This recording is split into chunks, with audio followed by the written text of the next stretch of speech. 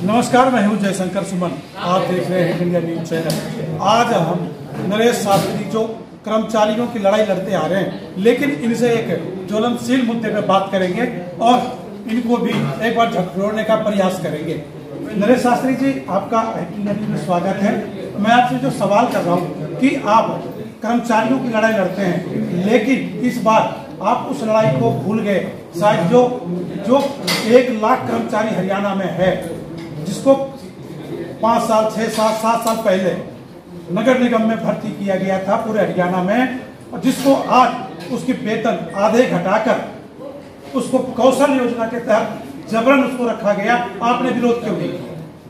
देखिए, हरियाणा कौशल रोजगार निगम को भंग करने के लिए, पेंशन को लागू करने के लिए और प्रदेश के सभी सरकारी अर्ध सरकारी निगम बोर्ड कॉरपोरेशन में जो लगे कच्चे कर्मचारी हैं उनको पक्का करने की नीति बनवाने के लिए सर्व कर्मचारी संघ के बैनर और नगर पालिका के बैनर के तले लगातार आंदोलन जारी है।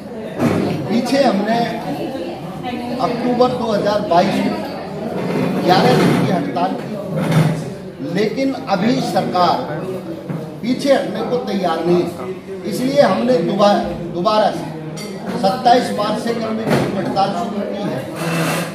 इस आंदोलन में हरियाणा कौशल रोजगार निगम को समाप्त कर व अन्य ठेके जो हैं उनको समाप्त कर उन कर्मचारियों को विभाग के रोल पर करने और उन कर्मचारियों को पक्का करने की नीति, समान काम समान वेतन देने का आंदोलन हम लगातार चला रहे हैं। और कुछ ऐसे मुद्दे हैं जो राष्ट्रीय स्तर पर लड़े जाएंगे, उसके लिए भी हम लड़। नरेश जी, एक बहुत बड़ा मुद्दा है और हम आपको बहुत सालों से जानते भी हैं और नगर निगम को करते हैं। लेकिन पहले क्या होता था कि कोई भी नगर निगम कर्मचारी, सफाई कर्मचारी 6 महीना काम कर लिया, साल भर कर लिया, उसको ऑटोमेटिक पक्का कर दिया जाता था लड़ाई लड़के।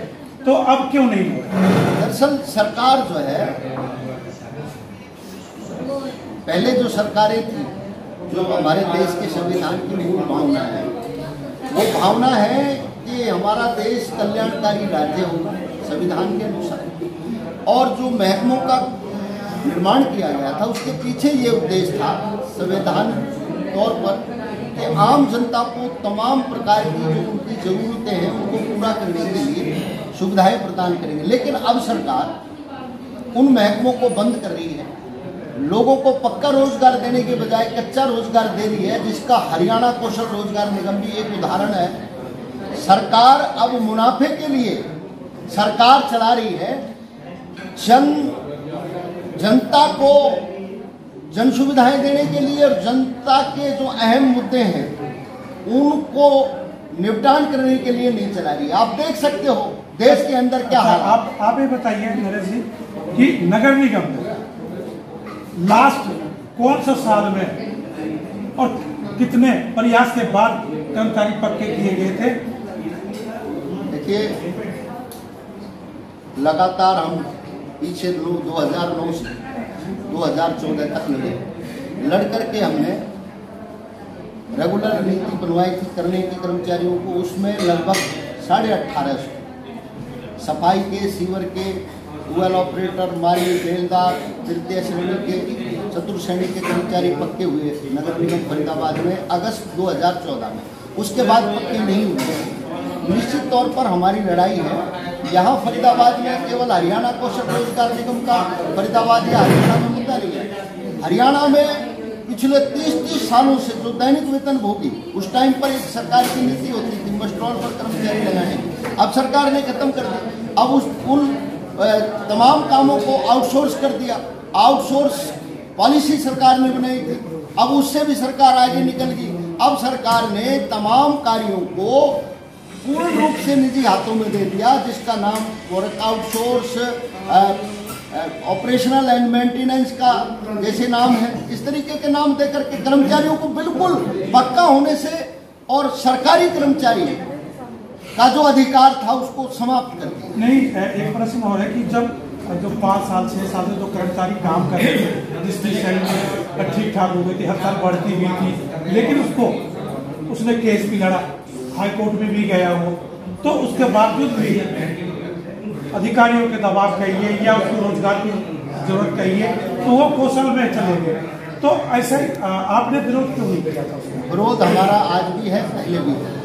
और मैं आपको ये बताना चाहता हूँ, सरकार पुरानी पेंशन बहाल करेगी,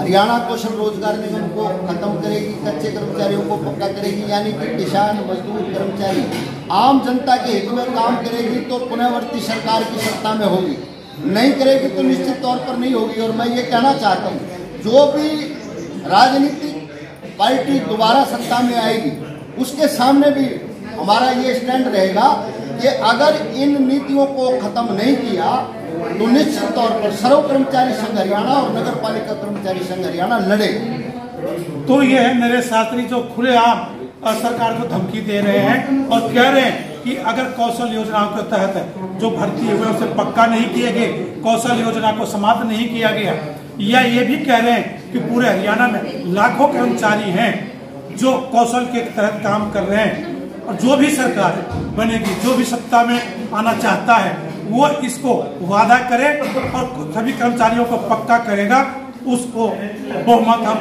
देंगे।